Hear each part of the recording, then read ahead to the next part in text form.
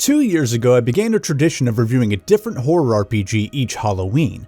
First, I reviewed Sweet Home, a Famicom classic that still holds up as one of the best JRPGs I've ever played.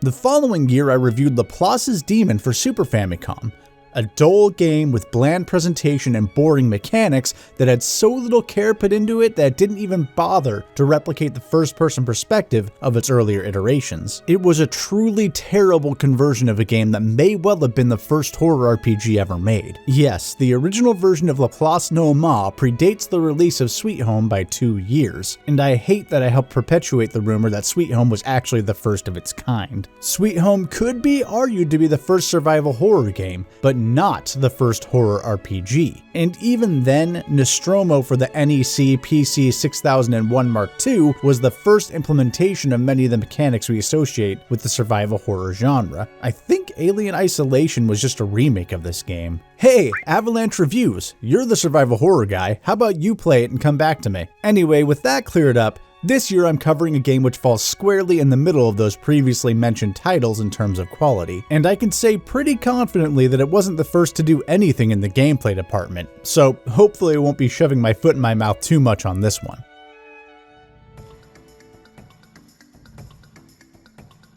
Offering a compelling story alongside remarkably clunky gameplay, Koudelka is one part horror game and one part strategy RPG that's uniqueness just barely edges out over its lack of polish to create a worthwhile experience for the few gamers patient enough to endure its weaker elements. Koudelka follows a psychic medium named Koudelka, who is summoned by a restless spirit to a monastery. There she ends up rescuing an adventurer named Edward and a bishop named James, each of whom have their own mysterious reasons for exploring the presumably abandoned location. Fun fact, both Edward and James are actually based off of real historical people. Of course, the monastery isn't truly abandoned, instead infested by monsters of unknown origin. And as is often the case in these sorts of narratives, the fight for survival merges with the search for truth as they explore the dilapidated ruins. The story is unique in that it takes place in 1898 Wales and draws heavily from real-world history and religion. In fact, religion is the most prevalent theme in the game, tying not just deeply into the monastery's history, but also interpersonal conflicts.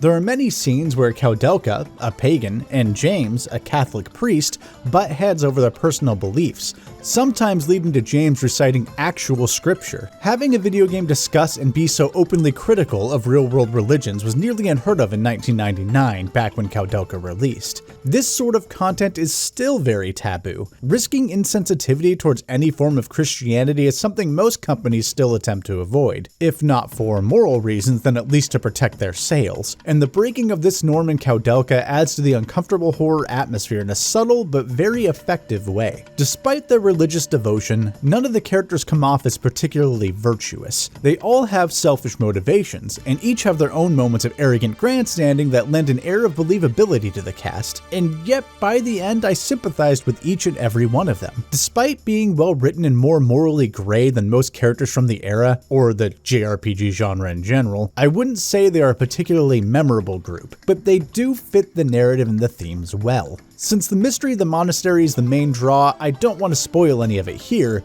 but you will likely be unsurprised to hear that it's as grim as one would expect given the setup and characters involved. What I will say is that the story is elevated significantly by the game's presentation. The FMVs rival the best the PlayStation has to offer. The intro in particular is stunningly gorgeous when taken in the context of its time, but most of the story is told through in-engine cutscenes. It could just be the theater kid in me rearing its ugly head, but these story segments have a stage play-like quality that really appealed to me, and in some ways I think they've actually aged better than the game's pre-rendered FMVs. The static backgrounds mean there are no camera angle changes. This, paired with the impressive character motion capture, leads to an effective uncanniness I felt contributed well to the overall atmosphere. The voice acting also contributes to this tone, falling into a weird gray area of being fantastic for the time, but on the low side of passable nowadays due to its inconsistency. And there is a lot of it, enough to spread the game over 4 discs, despite only being about 15 hours long. Line reads sway from decent delivery. Why did you come here?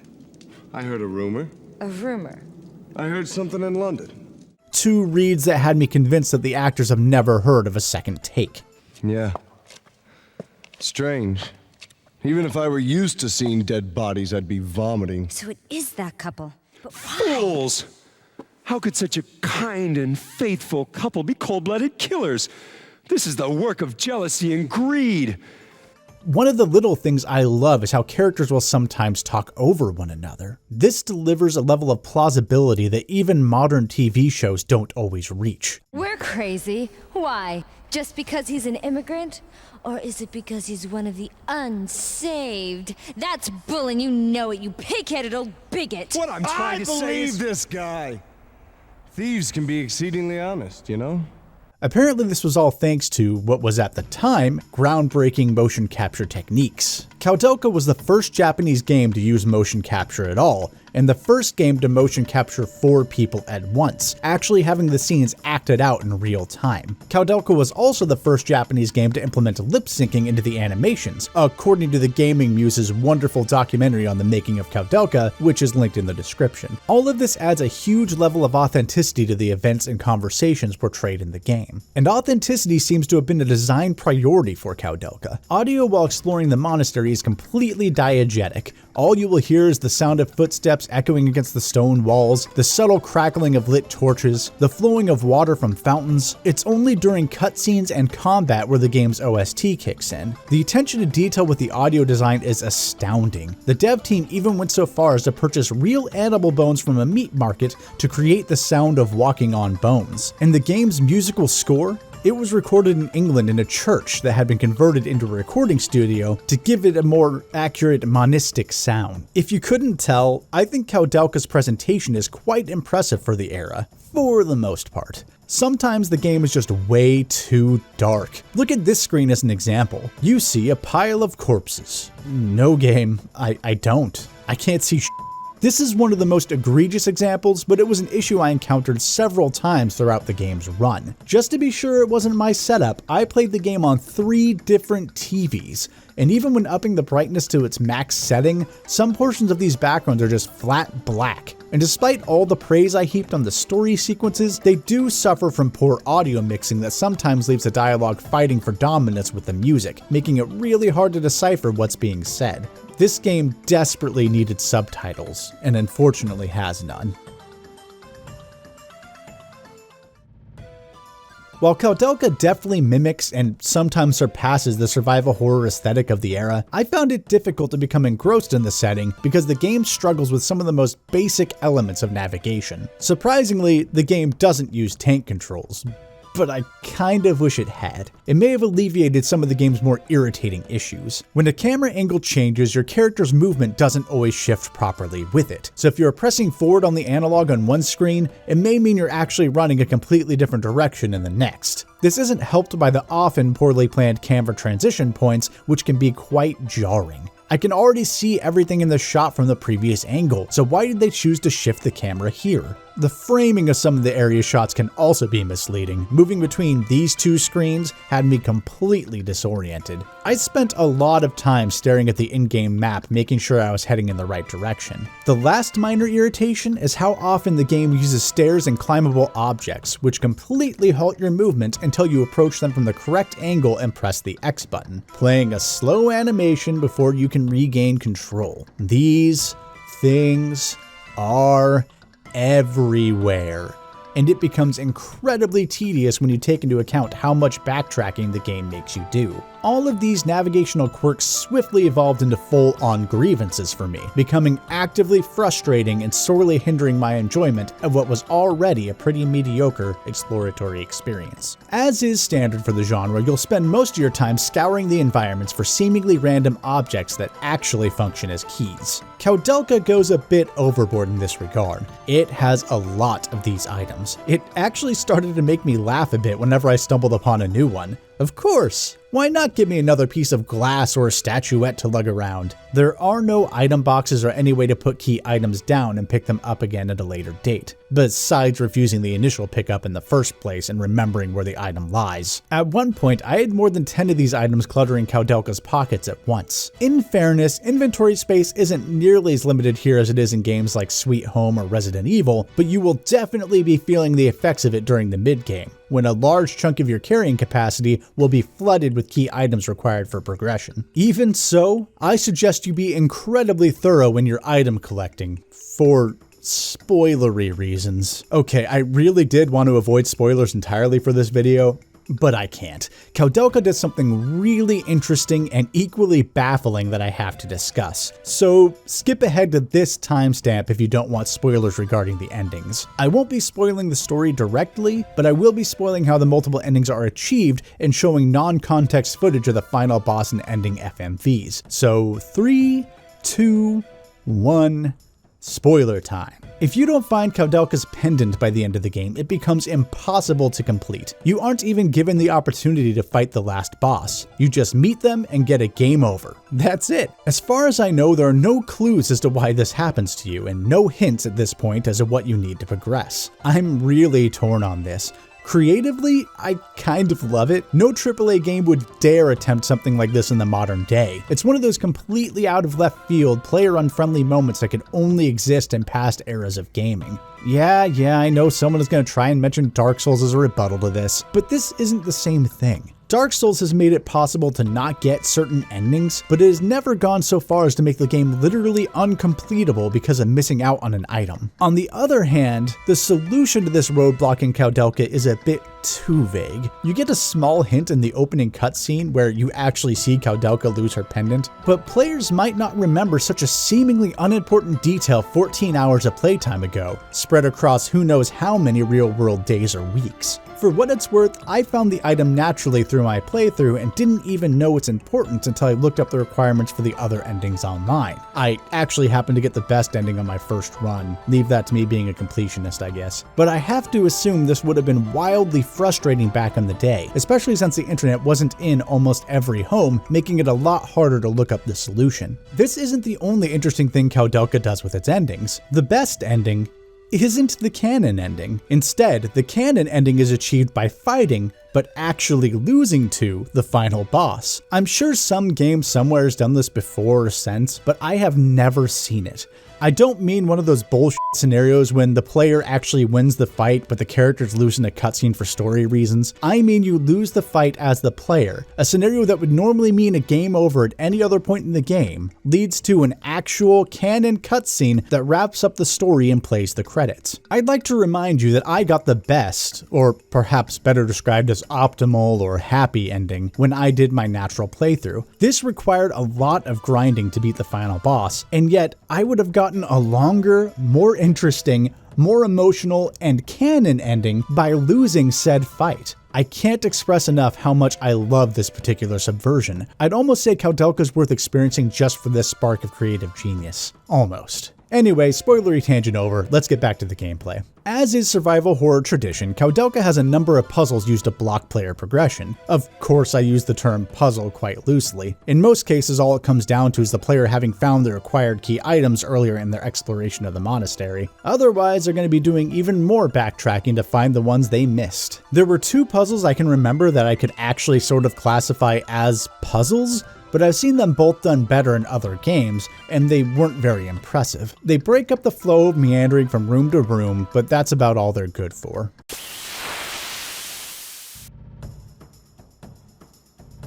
Oh, right.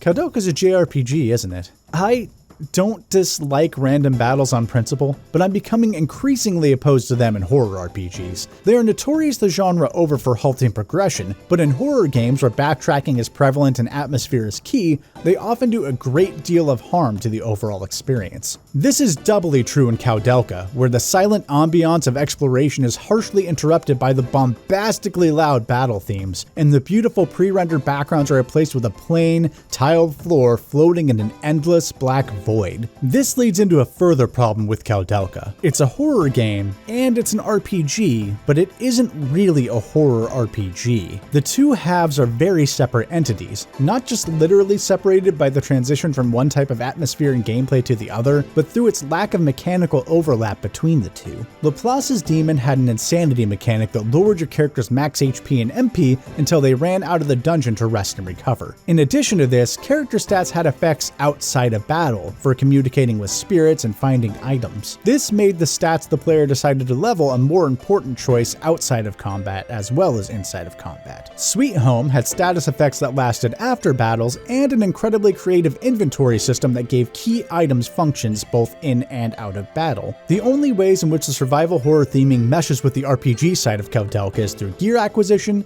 the implementation of durability for melee weapons, and limited ammo for ranged weapons, none of which ended up being all that impactful in my playthrough. The way ammo works is pretty self-explanatory. You can run out and you have to rely on what you can find throughout the monastery, but the game is quite liberal with how much it doles out to the player. I forewent firearms altogether, instead using weapons as stat sticks for my casters and relying on just one character for melee damage. But from what I've read on forums, running out of ammo doesn't seem to be an issue for most players, even if they do have a range-focused character. Melee weapon durability, on the other hand, can be a minor annoyance. There's no way to repair weapons, so once you've used one enough, it's gone for good. This is only a minor inconvenience most of the time. All you need to do is use an action to equip a new weapon in the same fight, assuming you aren't completely out of weapons, which from my experience also isn't likely to happen. I was initially excited by the idea of having to ration my weapons, but the weapon durability mechanic has some really questionable implementation that undermines the entire system. Weapon durability isn't just per weapon. It's per character and per weapon. There's an invisible experience tracker that ticks upwards each time a particular character attacks with a particular weapon. So if you pass it off to someone else before it breaks, the durability meter is effectively reset for the second character. If you are diligent, you can theoretically exploit this to make weapons last almost 3 times as long as they are presumably meant to, though this would be easier said than done, as there's no indication of how close your weapon is to breaking. There is the slightest hint of strategic depth in this system. Weapons and armor can have a huge impact on your stats, and some pieces are far better than others. So deciding if you'd rather risk damage to your stronger weapons to make quicker work of random battles, or if you'd rather save the same weapons for bosses, is something the player will need to consider. Though upon reflection, I'm not sure how much of this comes down to player judgment as it does to RNG. What weapons the player will get their hands on is incredibly luck-based, both thanks to RNG and the game's literal luck stat, which you should invest at least some points into if your builds are weapon reliant. There are a few melee weapons spread throughout the monastery in the early game, but most will be enemy drops. I personally didn't have much trouble getting weapons to drop, especially once I realized I could significantly up my chances by spamming the luck buff in battles, but I did have trouble finding weapons of the type I wanted. Also interesting to note is that throughout my entire playthrough, I was only able to find 3 pieces of armor total, just enough to equip my whole party, and even then, some of it was low quality. In this way, the gear acquisition did kind of work for me as a survival horror mechanic. It did leave me feeling like I had no choice but to use whatever I was able to scrounge up throughout my adventure, especially when it came to melee weapons. Of course, all of this becomes moot by choosing to focus primarily on hand-to-hand combat instead, and leaving weapons only for bosses. Being able to punch monstrosities to death kind of cuts down on their menace, doesn't it? Koudelka's RPG mechanics give me heavy Akitoshi Kawazu vibes. Each individual spell and weapon type level up as you use them, so you're going to need to plan early how you're going to build each character. Personally, I went with the classic setup of 1 primary fighter, 1 primary mage, and 1 primary healer, but by the end of the game, I'd done enough grinding that everyone got to dip their toes into some buffs, and my mage had also maxed out her healing spell, just to be safe. One fun bit of spell design is that buffs actually act as debuffs if you cast them on the enemy. I don't think I'd seen this done before in a game, and I liked the idea behind its inclusion. Unfortunately, it completely breaks the game. As in most RPGs, boss fights are the only place you're likely to meet any real resistance, but a boss can't hurt you if they can't keep up with you. Mathematically, it's quicker to debuff one enemy than it is to buff 3 allies with the same exact skill. By spending the first few rounds of combat having all 3 of my characters lower the enemy's agility stat, they became a sitting duck. Once I discovered this tactic, the game lost all of its challenge. As long as I could survive the first 2 rounds of combat, the battle was as good as won. By now I'm sure you've noticed the combat grid, Koudelka's tactical spin on the JRPG combat formula. Unfortunately, it doesn't amount to much in practice. Ranged attacks can hit any square on the board, and said board is so small that my melee fighter was almost always in reach of an enemy within 1 move anyway. Area of effect spells are a feature, but I could never really plan for them. If I was lucky and 2 enemies got close enough to be hit with the same spell, then it was a bonus, but I can't call that strategy. The most unique element of the combat grid is that enemies and player characters cannot pass each other on the board. The further forward in rows your character is, the less space your enemies have to move, and vice versa. So having a melee character act as a tank to keep enemies away from your squishier party members is an expected tactic. You can't necessarily guarantee the safety of those in the back row, however, as crits cause knockback. In the worst case scenario, if one of your party members is knocked out, then the enemies can move past them, and because your downed party member is behind enemy lines, you're not allowed to resuscitate them until you can reach them. Once again, this is all interesting in theory, but pretty much never came up while I was playing. Combat is easy enough throughout the majority of the game that having a character be knocked out wasn't even a concern, and in most boss fights, where you'd think tactical positioning would be most important, the enemies have ranged attacks anyway,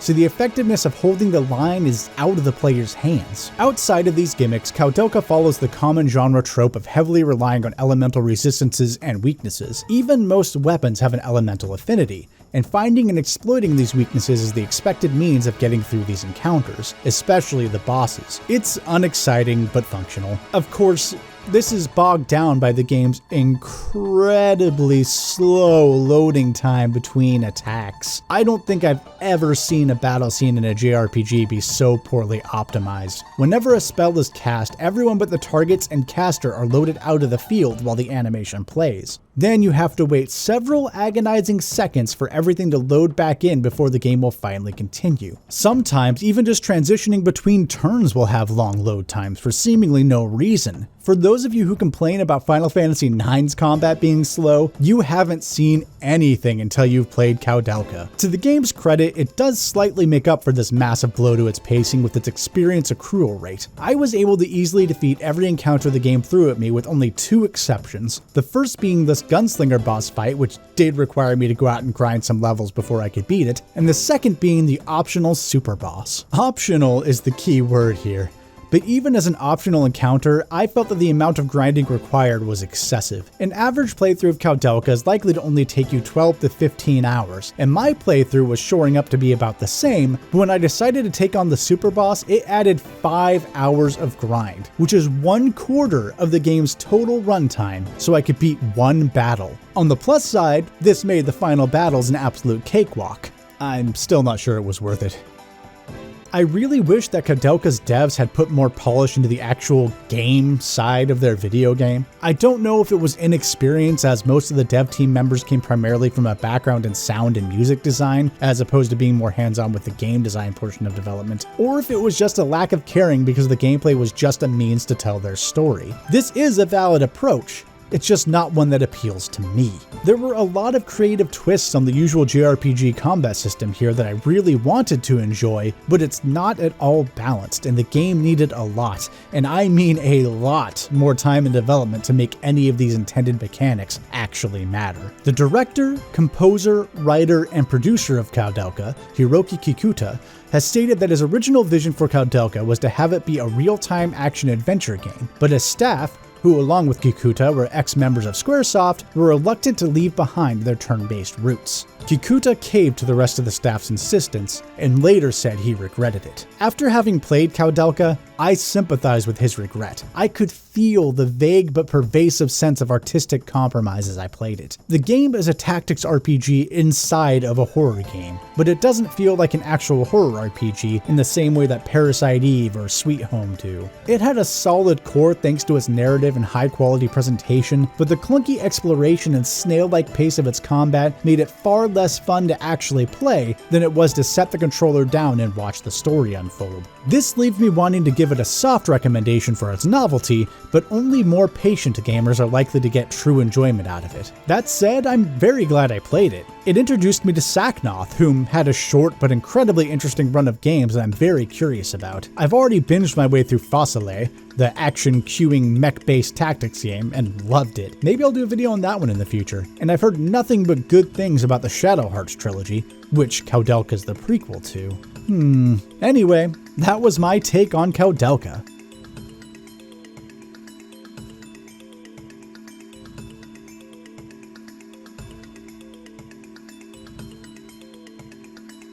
Happy Halloween! I wanted to get this video out a little bit early because I may have some other obligations to fulfill at the end of this month or beginning of next month. If not, well, then happy early Halloween anyway. I'd like to give a thank you to the Gaming Muse here on YouTube, who recently put out a very well-made documentary on the creation of Koudelka. A few factoids throughout this script came directly from that video. I'd also like to thank Sky, whom through conversations on Twitter helped me make a correction in this script. And of course, I'd always like to thank my patrons.